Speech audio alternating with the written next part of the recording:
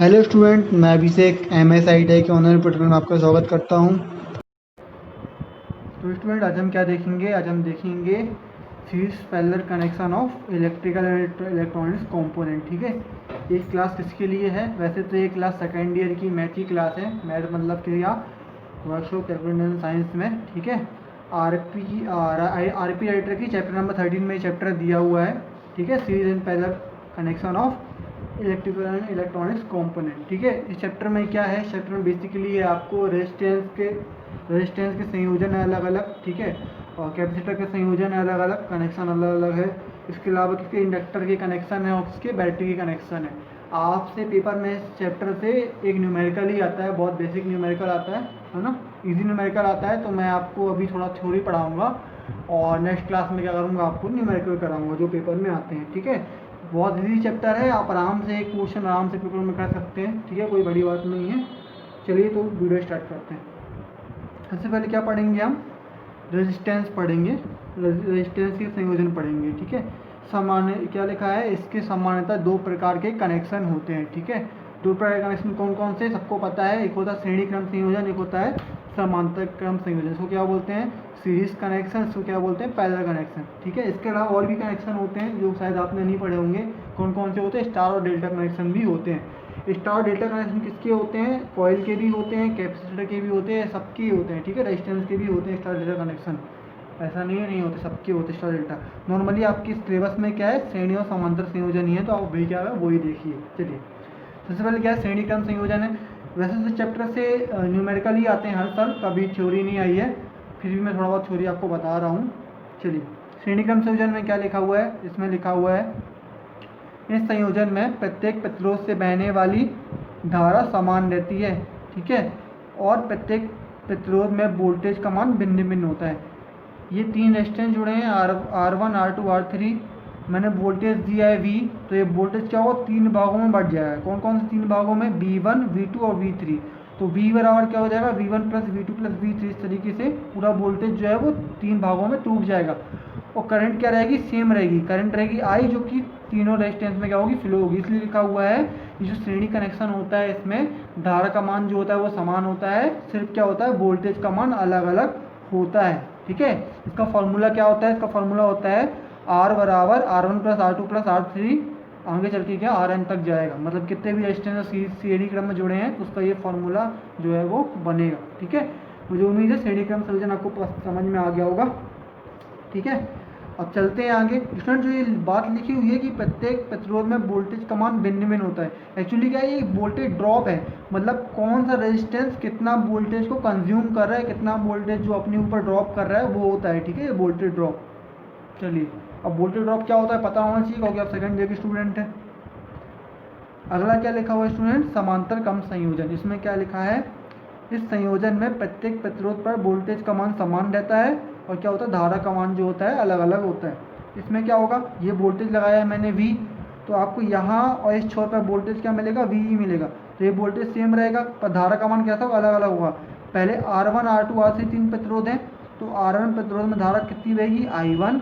R2 प्रतिरोध में धारा बहेगी I2 और R3 प्रतिरोध में धारा बहेगी I3। इस तरीके से क्या होगी? धारा अलग अलग होगी पर तीनों प्रतिरोध में क्या होगा? वोल्टेज जो होगा वो समान होगा।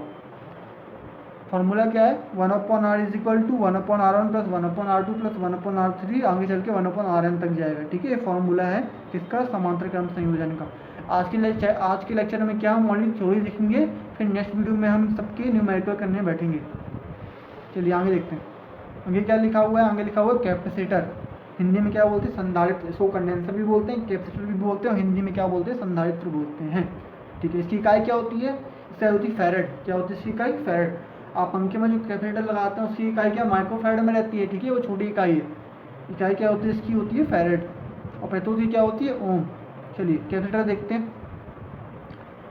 कई बार आवश्यक धारिता प्राप्त करने के लिए कैपेसिटर का संयोजन करना पड़ता है। ठीक है, कई बार हमें धारिता कम प्राप्त करनी होती है, धारिता ज़्यादा प्राप्त करनी होती है, तो उस हिसाब से क्या करते हैं? हम कैपेसिटर का सीरीज और पैरेलल कॉम्बिनेशन करते हैं।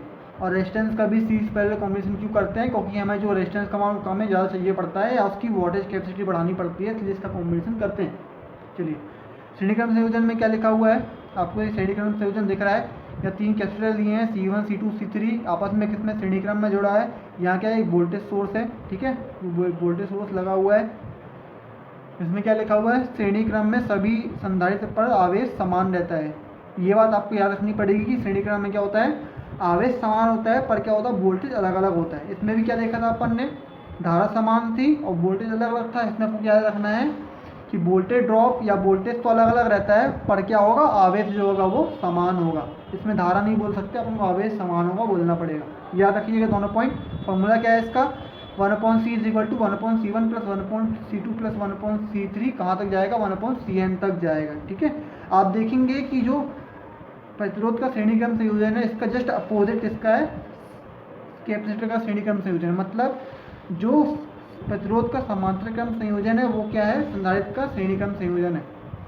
आगे देखेंगे समांतर क्रम संयोजन में क्या लिखा हुआ है, प्रत्येक संधारित्र पर विद्युत आवेश अलग अलग होता है और वोल्टेज क्या था, तो वोल्टेज ड्रॉप कैसा होता है, समान होता है। इसमें भी क्या है, इसमें क्या था अपना, धारा समान, धारा अलग अलग थी, वोल्टेज समान था। इसमें भी क्या है, वोल्टेज समान है पर क्या है, आवेश अलग अलग है। आवेश कैसा, यहाँ Q1 आवेश है, यहाँ Q2 आवेश है, यहाँ Q3 आवेश है। ये किसमें जुड़े हैं, समांतर क्रम संयोजन में जुड़े हैं। फॉर्मूला क्या होगा इसका, फॉर्मूला होगा C = C1 + C2 + C3 आगे कहाँ तक, Cn तक जाएगा। ठीक है, मतलब बहुत सारे कैपेसिटर जुड़े हैं पैरेलल में तो यहाँ Cn लिख देते हैं, number of capacitor N for. चलिए आगे देखेंगे, फिर आगे क्या देखेंगे हम, आगे देखेंगे प्रेरकत्व। प्रेरकत्व मतलब क्या, इंडक्टर। इंडक्टर मतलब क्या, जो हम कॉइल लगाते हैं ना, कॉइल वाइंडिंग वगैरह करते हैं, वो इंडक्टर ही कहलाती है। वो क्या कहलाती है, प्रेरकत्व कहलाती है। इसमें क्या है लिखा हुआ है, इनका संयोजन भी मुख्यतः 2 प्रकार का होता है। कौन कौन संयोजन होता है, श्रेणी क्रम संयोजन और समांतर क्रम संयोजन। स्टूडेंट मैं फिर से बोल रहा हूँ, एक संयोजन और भी होता है, स्टॉलर संयोजन भी होता है। ठीक है, पर आपके सिलेबस में सीरीज और पैरेलल ही है तो अपन वही पढ़ रहे हैं। श्रेणी क्रम संयोजन का फॉर्मूला क्या होता है, श्रेणी क्रम संयोजन में 3 कॉइल जुड़ी हैं, L1 L2 L3। ठीक है, कॉइल को L से दर्शाते हैं। तो फॉर्मूला, इसकी इकाई क्या होती है स्टूडेंट, इसकी इकाई होती है क्या होती है इसकी, हेनरी। क्या होती है, हेनरी। ठीक है, मिली हेनरी में आती है नॉर्मली इंडक्टर, पर बड़ी इकाई क्या होती है इसकी, हेनरी होती है। इसका फॉर्मूला क्या होगा, श्रेणी क्रम संयोजन में L = L1 + L2 + L3 कहाँ तक जाएगा, Ln तक जाएगा। Ln मतलब क्या, नंबर ऑफ इंडक्टर। समांतर क्रम संयोजन में क्या फॉर्मूला होता है इसका, 1/L = 1/L1 + 1/L2 + 1/L3 कहाँ तक जाएगा, वो Ln तक जाएगा। ठीक है, इस तरीके से ये हमारा इंडक्टर भी हो गया। अब बैटरी का मैं आपको नेक्स्ट वीडियो में बताऊंगा, और क्या करेंगे हम इसके बाद, बैटरी का बताने के बाद हम इसके न्यूमेरिकल भी नेक्स्ट वीडियो में करेंगे। ठीक है स्टूडेंट, तो ये सभी फॉर्मूले बहुत इंपॉर्टेंट है। थ्योरी से ज़्यादा पेपर में कभी नहीं पूछी आएगी, है ना, आपके न्यूमेरिकल ही पूछे जाते हैं। न्यूमेरिकल बहुत अच्छे, आपको न्यूमेरिकल करने में मजा आएगा। तो नेक्स्ट वीडियो में आपको क्या कराऊंगा, न्यूमेरिकल कराऊंगा। ठीक है, तो मुझे उम्मीद है स्टूडेंट ये वीडियो आपको पसंद आई होगी। स्टूडेंट ये वीडियो अगर आपको पसंद आई तो वीडियो को प्लीज़ लाइक कीजिएगा और चैनल को सब्सक्राइब करके साइड में लगा बेल आइकन जरूर दबाइएगा। और अगर आप ऐसी और वीडियोस देखना चाहते हैं तो हमारे चैनल में प्लेलिस्ट में जाके आपको वहाँ सेकंड ईयर थ्योरी की प्लेलिस्ट मिल जाएगी। ठीक है, थैंक यू फॉर वॉचिंग।